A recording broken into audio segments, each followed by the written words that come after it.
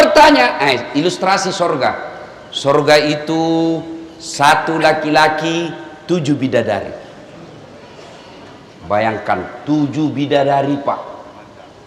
Dan bidadari perawan terus. Itu bidadari tidak pernah lepas perawannya. Begitu menurut hadis. 1 laki-laki 7 bidadari. Dan di sorga baru dibayangkan apa yang kau mau sudah hadir di depanmu. Pernah dengar cerita penghuni sorga sama penghuni neraka? Belum? SMS-an lah penghuni sorga sama penghuni neraka. Dia bilang penghuni sorga, bagaimana kabarmu di situ bro? Dia bilang, tidak ada enaknya di sini. Di blender terus kita. Siang malam tidak ada kesempatan untuk ngaso.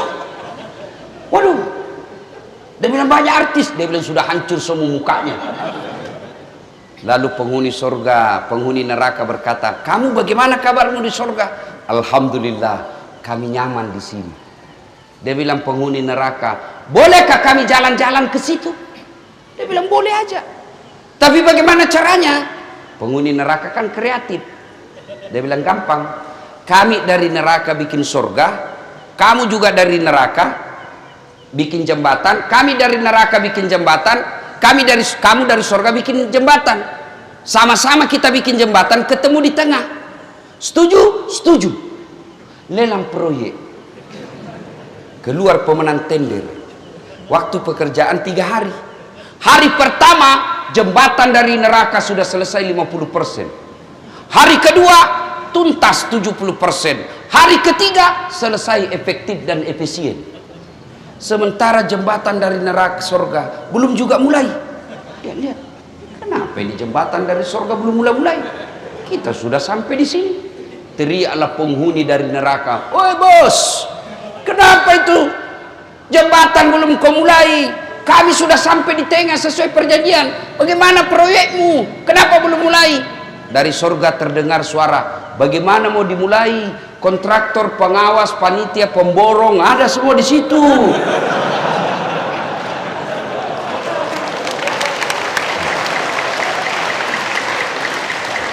Di sini cuma penghafal Quran, tidak tahu dia hitung kalkulator. Ini biasa di kantor bupati banyak begini.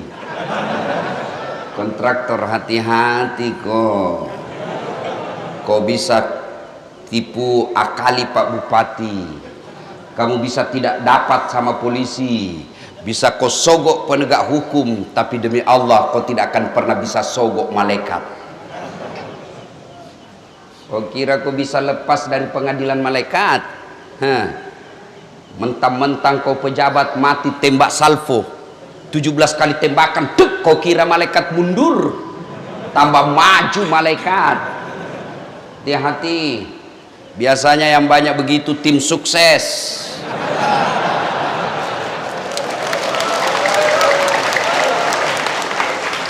Mumpung ada pejabat malam ini di sini.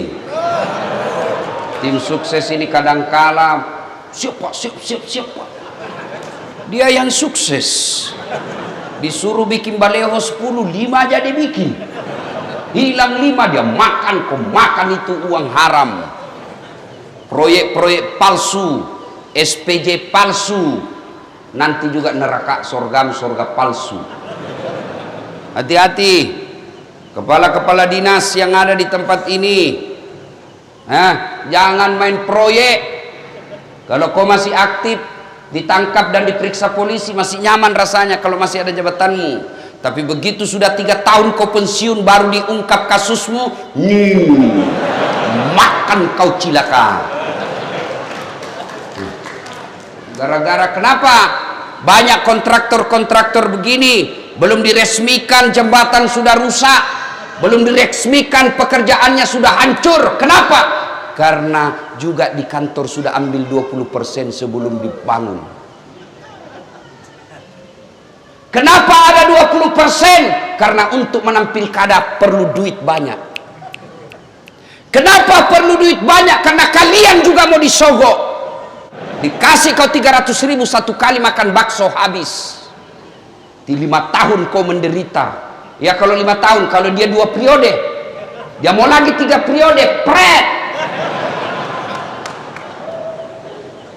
Siapa yang salah? Kita semua salah, umat Islam.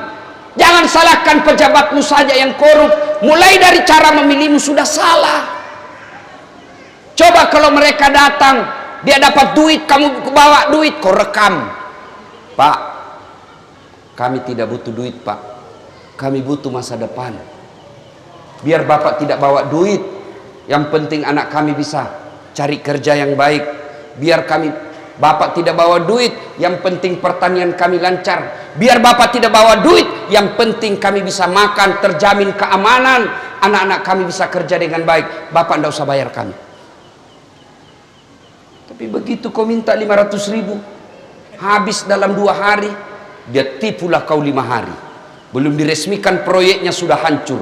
Dan ketika hancur jembatan, kamu sendiri yang rugi. Ya? Nanti kalau pilkada jangan lagi minta-minta duit. Kalian juga calon pemimpin, jangan kau sogok rakyatmu. Coba kalau tidak ada money politik, adik-adik kita yang sekolah ke Jawa, sekolah ke Sulawesi, mereka menjadi sarjana pertanian, mereka menjadi sarjana perikanan, mereka menjadi sarjana kelautan, mereka kembali ke Lombok, mereka kembali ke pulaunya, dia terapkan ilmunya. Setelah jadi pejabat, dia pejabat cerdas karena memang dia punya kompetensi di situ. Jadi anggota DPR yang kompeten, tidak mendatangkan uang, mengandalkan uang saja. Maka lihatlah sekarang kita. Jadi anggota dewan tidak tahu persoalan. Kenapa? Karena dia hanya banyak duitnya. Ada anggota dewan di sini? Ada? Ada? Banyak? Tidak ada yang hadir, saya lihat. Coba kalau mau dicoblos, datang semua itu. Pakai songkok, pakai gamis, siap membela rakyat. Dia pasang fotonya di pinggir jalan, terbalik kepalanya. Dia bilang siap jungkir balik untuk rakyat. Pret! Begitu terpilih, hilang, tidak pernah ketemu lagi kita. Dia ganti nomor HP-nya. Banyak di sini? Banyak di kabupaten ini? Kau salah, kenapa kau pilih? Lanjut kisah. Ya Allah, masukkan kami ke surga. Lalu Allah bertanya, apa mereka pernah melihat surga? Tidak. Kau lihat itu hambaku yang ada di masjid. Luar biasa imannya kepadaku. Mereka belum pernah lihat surga, dia sudah meminta dimasukkan ke dalam surga. Bagaimana lagi nanti ketika mereka melihat surga? Pasti mereka sangat menginginkannya. Lalu Allah sampaikan kepada seluruh malaikat, hai malaikat, ketahuilah bahwa aku telah mengampuni dosa-dosa mereka yang hadir di tempat itu sebelum mereka meninggalkan tempatnya. Allahu Akbar. Jadi ternyata pengajian seperti ini bukan sekedar dengar ceramah, tapi pengajian seperti ini menghapus dosa dan kesalahan yang pernah kita lakukan. Itulah sebabnya kita mengucapkan Alhamdulillahi Rabbil Alamin. Ketemu Ustadz Dasat, kecewa bos. Apa hebatnya yang Dasat? Kecil, ceper, kurus. Ada yang tidak enak kalau saya ketemu, ternyata kecil aja aslinya. Ibu-ibu lebih parah, dia bilang, itu juga bajunya waktu di YouTube. Alhamdulillah. Itulah sebabnya setiap ada pertemuan, Pak Bupati tadi mengucapkan Alhamdulillahirabbil alamin. Setiap ada pembicara pasti Alhamdulillahirabbil alamin. Kenapa? Pertemuan pengajian begini menghapuskan dosa-dosa. Dan hebatnya lagi, kita bersyukur karena kita punya iman. Ada orang, bapaknya Nabi, anaknya tidak dapat hidayah, kafir dia. Siapa? Nabi Nuh. Ada orang, anaknya Nabi, bapaknya jadi pengkhianat. Siapa? Ibrahim alaihissalam. Paman Nabi tidak beriman kepada Allah, tidak dapat hidayah, tidak beriman kepada Allah. Siapa? Abu Lahab dan istrinya. Bahkan Quran mengatakan celakalah Abu Lahab dan istrinya. Kita alhamdulillah di Lombok bukan kemanakan Nabi, bukan bapak Nabi, bukan istri Nabi, bukan suami Nabi, bukan paman Nabi. Alhamdulillah kita beriman kepada Allah Subhanahu wa ta'ala. Itulah sebabnya kita alhamdulillah rabbil alamin. Belum lagi ada yang berkata, tapi kan kami miskin Ustaz, tapi kan kami susah cari kerja, tapi kan kami tidak punya harta. Harta kita sesungguhnya paling mahal fi ahsani taqwim. Nih badan kita yang sangat sehat. Bapak, Pak, mau saya kasih hadiah handphone gratis, iPhone 13 512 giga gratis. Mau? Betul, angkat tangannya mau. Oke, tapi begitu saya kasih kau langsung tuli. Mau kok? Mau? Untuk apa handphone kalau sudah tuli? Halo? Hei, rusak lagi nih HP. Halo? Hei, halo? Bukan HP rusak, telingamu yang masalah. Coba. Dan hebatnya lagi Allah kasih kita ini telinga, dua pasang, tempatnya sangat spesial. Apakah pernah Bapak bayangkan bagaimana seandainya telingamu satu di bawah ketek? Halo? Ya, kok di bawah? Satu lagi di bawah pantat. Halo? Alhamdulillah. Dan hebatnya lagi di telinga, dia bisa bedakan mana bunyi handphone, mana bunyi kentut. Dan tidak pernah kursus. Apa pernah kalian kursus membedakan bunyi? Allah sertakan cara membedakan mana gelas jatuh, mana piring jatuh tanpa kau lihat. Ini saya baru 2 hari bermasalah, saya rasa telinga saya karena terlalu banyak terbang, selalu mendengung. Baru 2 hari. Saya bersyukur. Ternyata ada nikmat Allah yang saya abaikan selama ini. Nikmat ini telinga yang tidak sakit. Coba ini telinga. Kalau suruh bayar Pak, berapa mahalnya? Mau lagi saya kasih Pak. Handphone 4 kameranya. 4 kameranya Pak. Bapak-bapak yang sudah tua, untuk apa kau beli handphone mahal-mahal 4 kameranya? Nah cuma 1 istrimu. Kecuali 4 istrimu ya 4 kameranya. Kamera 1 istri pertama. Iya. Ini ada kamera mahal. Kamera yang saya bawa itu lebih 100 juta. Tapi apa itu yang mahal? Bukan. Biar kau punya kamera begitu ndak ada matamu. Ayo. Dan biar Bapak punya kamera harga lebih 100 juta, Bapak tidak punya ilmunya, Bapak ndak bisa pakai. Foto-foto. Ya setengah badan, 1 setengah badan betul, ternyata pusat ke bawah. Harus Bapak tahu berapa kekuatan cahaya yang ada waktu ambil gambar. Beda ketika luar dan di dalam.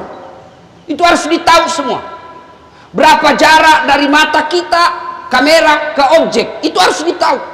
Ada zoom in, zoom out, diputar. Punya duit 100 juta belum tentu kalau kau tidak bisa pakai ilmunya. Punya ilmunya tidak ada uangmu belum tentu kau bisa ambil pakai. Tapi alhamdulillah ada Allah kasih kita kamera namanya mata. Dia punya lensa namanya retina. Dia punya zoom out, zoom in namanya pupil. Dan hebatnya mata kita Allah sertakan yang namanya sensor. Dia bisa bedakan mana istri, mana tetangga. Bayangkan Pak Bupati, seandainya Bapak tidak bisa bedakan mana istri, mana pegawai. Kenapa lain-lain rasanya malam ini? Ternyata security. Coba, Ibu Bapak, saudara-saudara sekalian. Poin pertama, bersyukur Allah kasih kita iman, Allah kasih kita kesehatan. Maka kita bersyukur dengan ucapan hamdalah, alhamdulillahi rabbil alamin. Yang kedua, setelah bersyukur dengan lisan, maka kita bertafakkur. Apa itu bertafakkur, Ustadz? Mengevaluasi diri, menimbang-nimbang seberapa banyak nikmat Allah berikan, kita pergunakan untuk amar ma'ruf nahi munkar. Alhamdulillah, jadi bupati. Tidak semua orang bisa jadi bupati. Alhamdulillah. Sebagai rasa syukurnya, manfaatkan jabatan untuk mengantar orang masuk surga. Pak Bupati, keliru seorang pejabat ketika tidak memudahkan jabatannya masuk surga. Saya ceramah, ayo sholat, jangan hamar, mari berjamaah. Paling yang dengar 10, yang laksanakan 1.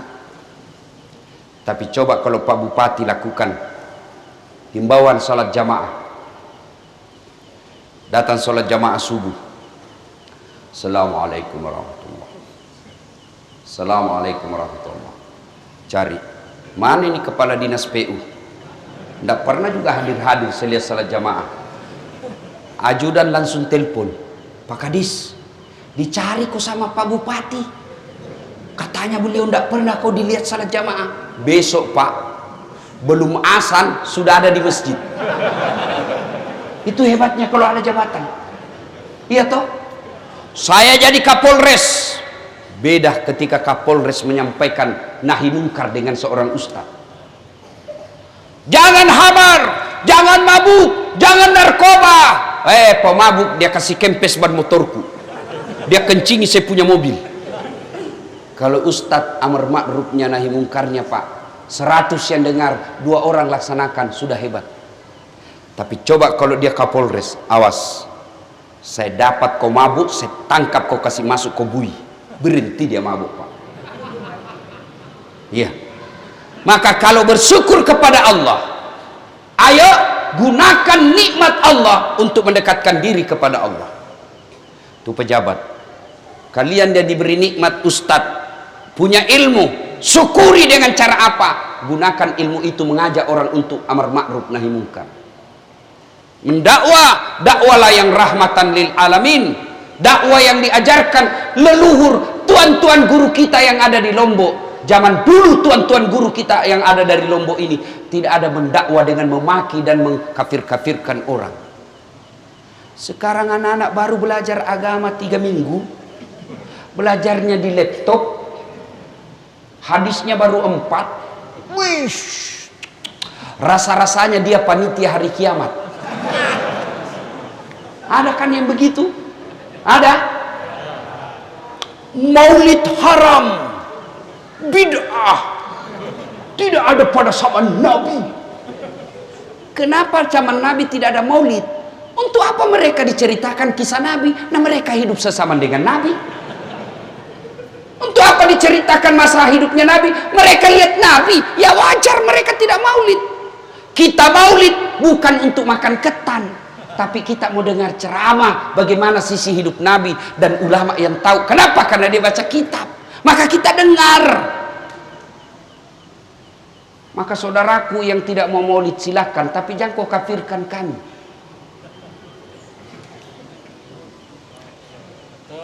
Barasanji, tahlilan, haram, masuk neraka. Bos, kamu pegang kunci neraka.